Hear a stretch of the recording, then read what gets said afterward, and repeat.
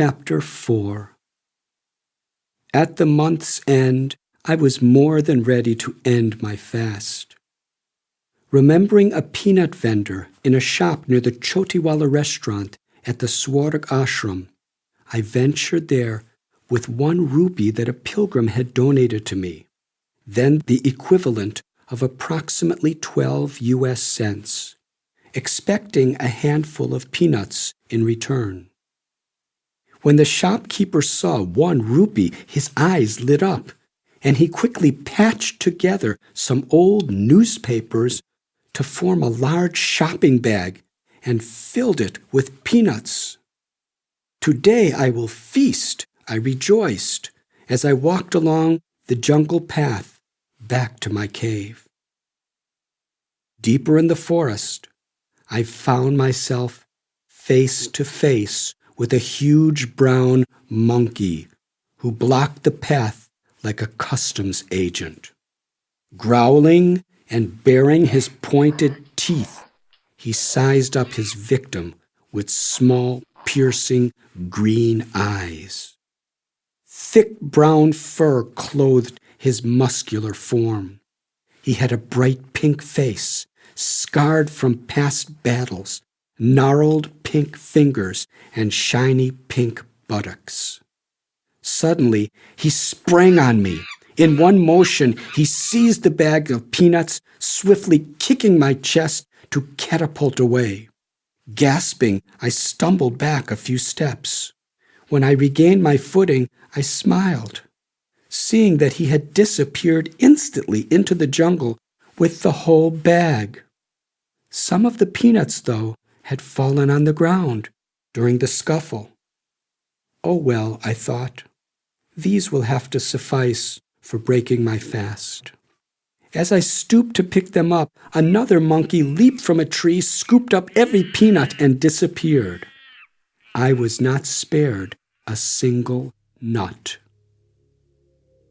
As I proceeded to my cave for the night, my stomach rumbled.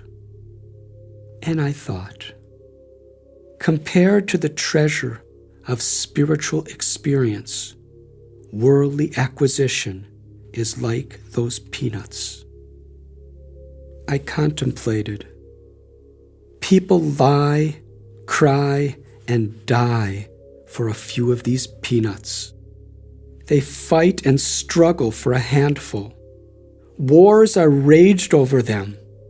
But at any moment, a monkey, another's greed, or even the inevitable march of time may plunder from us all of our cherished peanuts.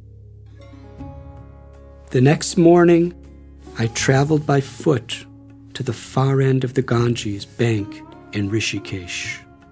Climbing up a mountain, I arrived at Shankaracharya Nagar, the ashram of Maharishi Mahesh Yogi. In this hermitage, earthen pathways wound through ancient trees, fragrant bushes, and flowering vines, leading to quaint huts for meditation. Further on, I found myself at the brink of a steep cliff that offered a spectacular view of River Ganges. Near the edge of the cliff was the simple home of Maharishi. Entering, I found myself in a room with a flower-adorned altar. On it was a picture of the Maharishi's guru, Brahmananda Saraswati. He had a white beard. His long white hair was combed back from his clear brow, and he was sitting on a tiger skin.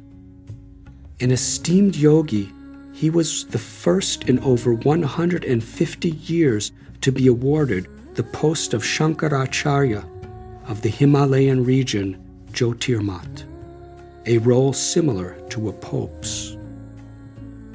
In the morning and evening, the residents of the ashram came together in Maharishi's puja room to chant hymns, offer articles of worship, and conclude the ceremony with group meditation.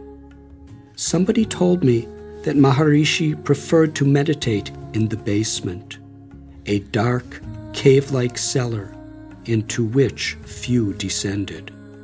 The cool, silent cellar turned out to be my favorite place to meditate also. It was here that I especially felt the Maharishi's presence, as a deep peace and serenity permeated my mind and body.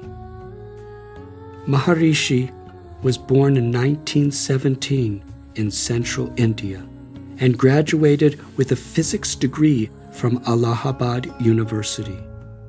For 13 years, he served his guru, Brahmananda Saraswati, in the position of secretary. Before departing from the world, his guru gave him this order: "What I have taught you also contains knowledge of the technique for the householder, which has been misinterpreted and forgotten over the centuries. Don't think of money for traveling here and there. Don't worry and don't be afraid of being alone. Don't be anxious about anything. Begin working and everything will go by itself." To prepare for his mission, Maharishi entered the caves of Uttarakashi for 2 years of solitary meditation. Then, in 1955, he began teaching transcendental meditation, TM, and established his hillside ashram at Rishikesh. From 1957, he began his travels across the world. The Maharishi Mahesh Yogi taught that by practicing TM, our consciousness enters into finer and more subtle states. The goal is to enter a state more subtle than our ordinary states of wakefulness, sleep, and deep sleep. To meditate, then, is to experience a consciousness beyond the subtle existence of the mind and ego. For it is in that liberated state of pure being that we experience the eternal self. Maharishi was especially creative in harmonizing modern scientific technology with the ancient sciences of yoga. Although the Maharishi was abroad while I was there, under his inspiration in the sanctuary of his ashram, I read his books, The Science of Being and Art of Living, and 6 chapters of the Bhagavad Gita. Every evening at Shankaracharya Nagar, I spent time with an Australian sadhu named Bevan, a leader of the ashram and one of Maharishi's closest disciples. Together we met in his hut, where we listened to reel-to-reel tapes of the Maharishi and discussed his teachings. I remember hearing the Maharishi say, in his high-pitched and often giggling voice, "Here we have no empty promise of heaven after death, but the positive experience of heavenly bliss during this lifetime. Come, whoever desires it." His technique was simple, only 15 to 20 minutes of effortless meditation in the morning and evening, and no need for lifestyle changes or religious and philosophical adjustments. He would sometimes refer to this as watering the root and enjoying the fruit. It was winter and quiet. Hardly another foreigner besides Bevan and I turned up at the ashram. Bevan told me how only a couple of years earlier, the Beatles, Donovan, and Mia Farrow, and her sister Prudence had visited and stayed with Maharishi. Since that time, the influence of yoga and meditation was spreading throughout the world. Meditating in that sanctified forest and sleeping on that mountaintop were priceless gifts. On 3 occasions, Maharishi Mahesh Yogi appeared in my dreams. He sat cross-legged, holding a flower, his long graying hair and beard merging with his flowing white robes. Soft light emitted from his rounded face. Although a physically small man, his presence was immense. His soft but penetrating gaze seemed to be calling me into a realm of timeless peace. He did not speak, but simply smiled upon me, closed his eyes, then disappeared. In time, I returned to the solitude of my forest cave, where I asked myself why I left Maharishi's ashram. After all, I had only enlightening experiences there. Obviously, the Maharishi was a powerful, loving force, and everybody had been so kind. Why did I move about like this? Again and again, in the months to come, I would ask myself this question, and each time I would conclude that I wished to learn from many paths and teachers before I committed myself to one. Until I gained the faith to dedicate my life to a path and a master, I reflected, I will remain a wandering pilgrim. One morning, while walking along a forest trail, a sadhu with a curious smile plastered across his face stepped right in front of me, refusing to let me pass. His almond-shaped eyes squinted into mine. He had a tiny nose, flat face, cropped hair, and copper complexion. Who was this man? What did he want from me? I have been sent for you, he said, but you do not recognize me. Surprised but silent, I wondered what was about to transpire. He gripped my hand. The greatest of saints lives in a cave nearby. My mission is to bring you to him. How do you know me? I asked. That you do not need to know. Follow me. Intrigued, I followed this sadhu, who told me he hailed from Nepal, into the depths of the forest, where we walked along a stream on an overgrown path. As we passed, we crunched the twigs and trampled the foliage beneath our feet while rustling through the bushes. To our left, wild boar scuttled into the brush. We approached a clearing where my guide pointed up to a mountaintop. There I could see the smoke-blackened entrances to 3 caves. The sadhu led me up a set of narrow stone steps that were more like a 30-foot ladder carved into the steep rock. After climbing to the top, we entered one of the caves where a fog of smoke burned my eyes. There in the lotus posture, with back erect, sat an amazing being. His thickly matted hair extended beyond his back and several feet onto the ground behind him. About 6 feet tall, his physique was powerful. He wore only a rope around his waist and a loincloth covering his groin. His eyes were closed in meditation. He seemed to have entered into another world, a world far beyond time or space.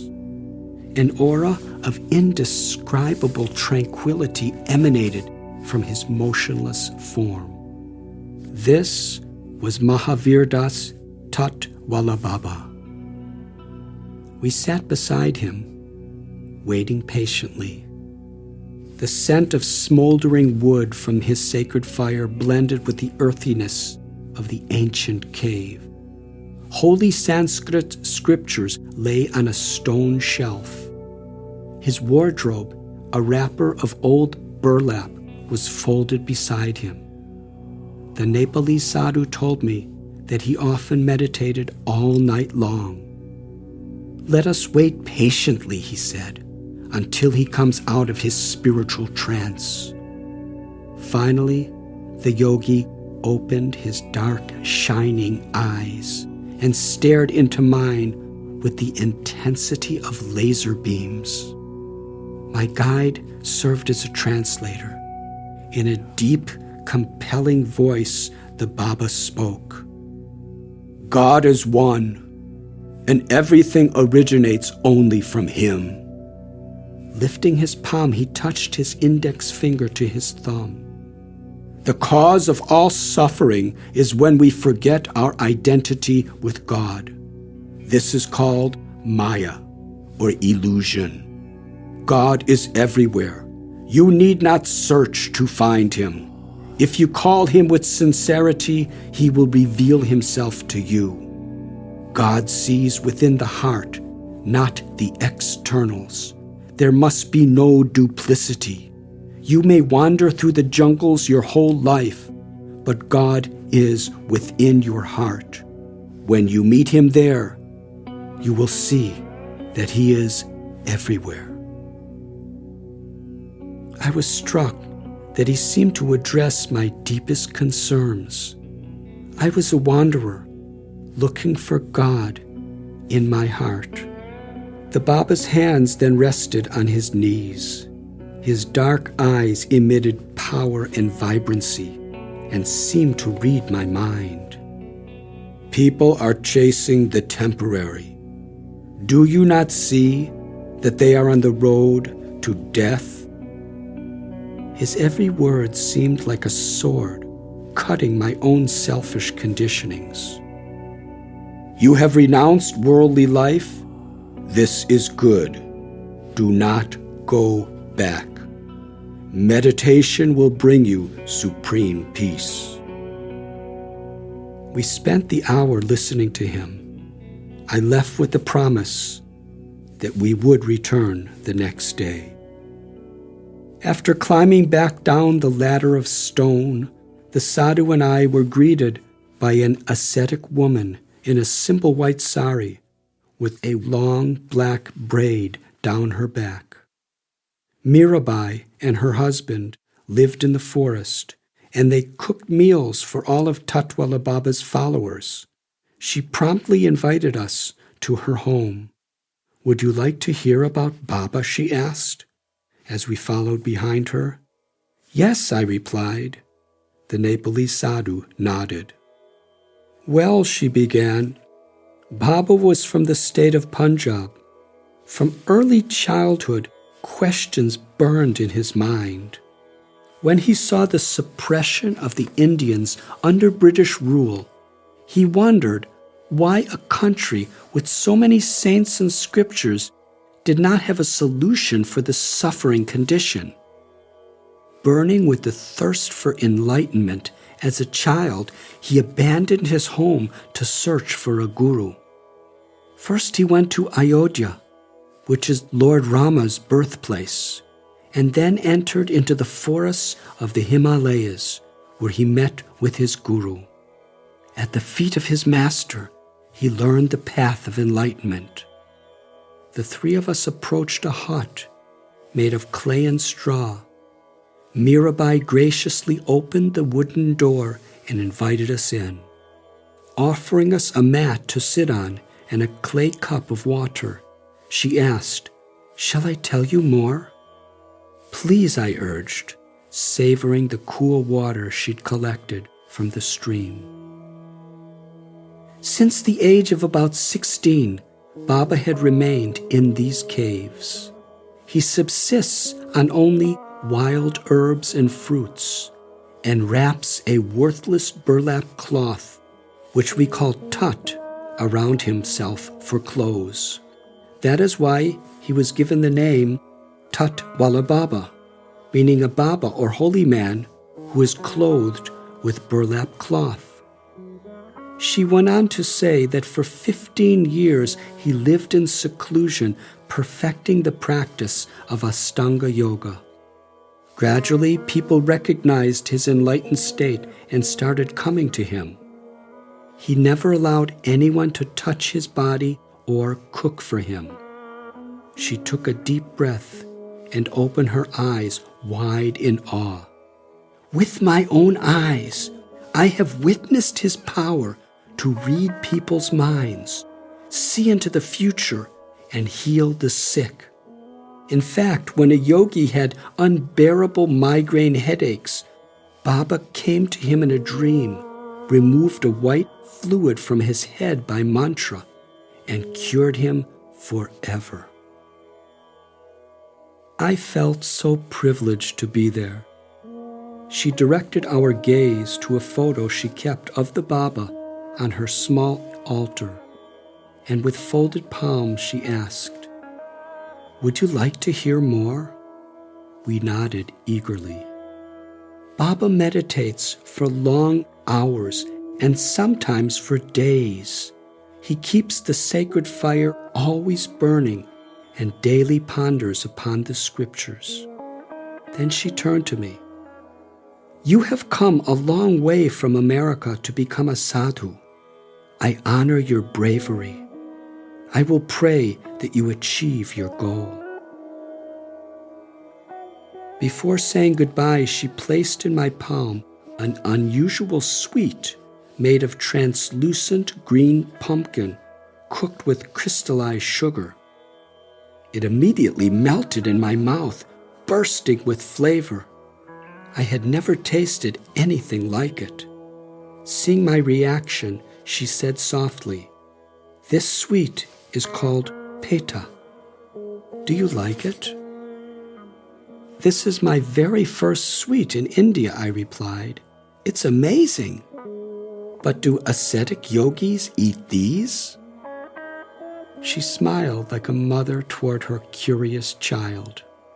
"You will be surprised to see what yogis may eat." The next day I returned to the Baba's cave. After some time, my Nepalese friend left me alone with Tat Wala Baba, who sat immersed in his meditation. The whole night passed, yet he did not move. Absorbing his peace, I meditated close by. The sun rose, gently illuminating the green Himalayan jungles with a veil of gold, exposing the higher mountains in a distance, considered to be by many the abode of God. Far off, I could see Mother Ganges winding her way down from the heights to the plains, through forests and valleys, spotted with sages performing their worship on her banks. From my place on a straw mat, I gazed below into the lush foliage, and as time passed, I began to notice large, colorful snakes coiling through the jungle, looking for prey. I saw wild elephants grazing on the trees, and even the occasional spotted leopard moving through the green.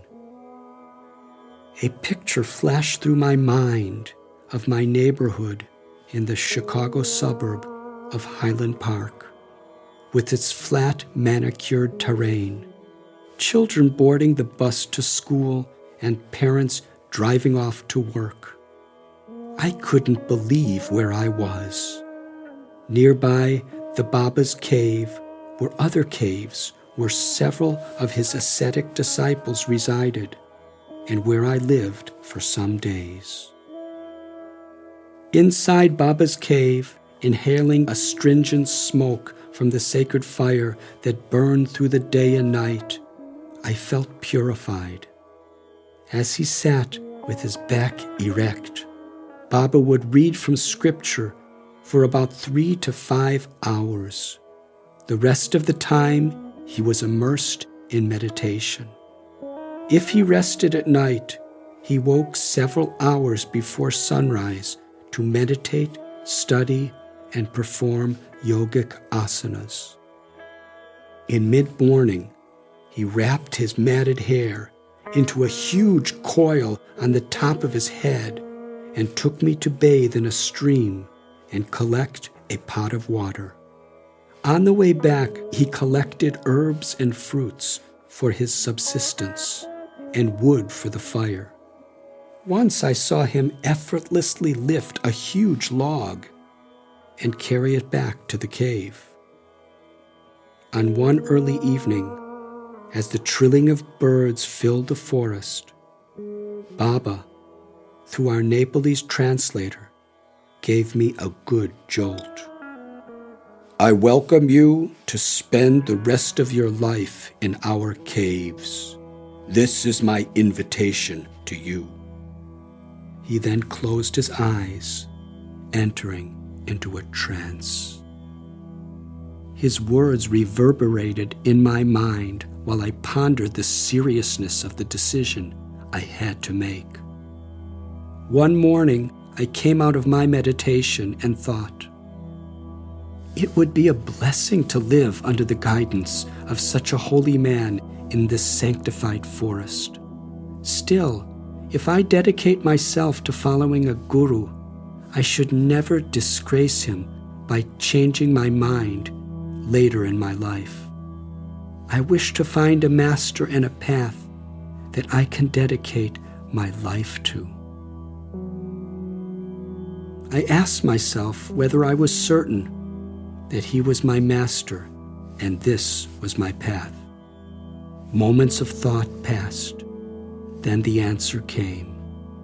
I had experienced great inner awareness and inner joy while meditating with Tat Walla Baba. Still, I was uncertain. There was a pulling in my heart to meet the holy people of India and visit the sacred places, to experience the many varieties of spiritual paths. Then, and only then, would I feel I could make the most crucial decision of my life. My mind rested, feeling that this was an honest approach. But I had to be careful about how I revealed my decision to Tat Walla Baba, for I was not dealing with an ordinary human, but an extraordinary man with supernatural powers. Several days passed in this way. In his company, my meditation brought indescribable experiences. Finally, when I was about to reveal my thoughts to him, he already knew. Before I could open my mouth, he spoke the words I planned to speak to him. Soberly, he gazed into my eyes and extended his palm. Goodbye. May God be with you. Om Tat Sat.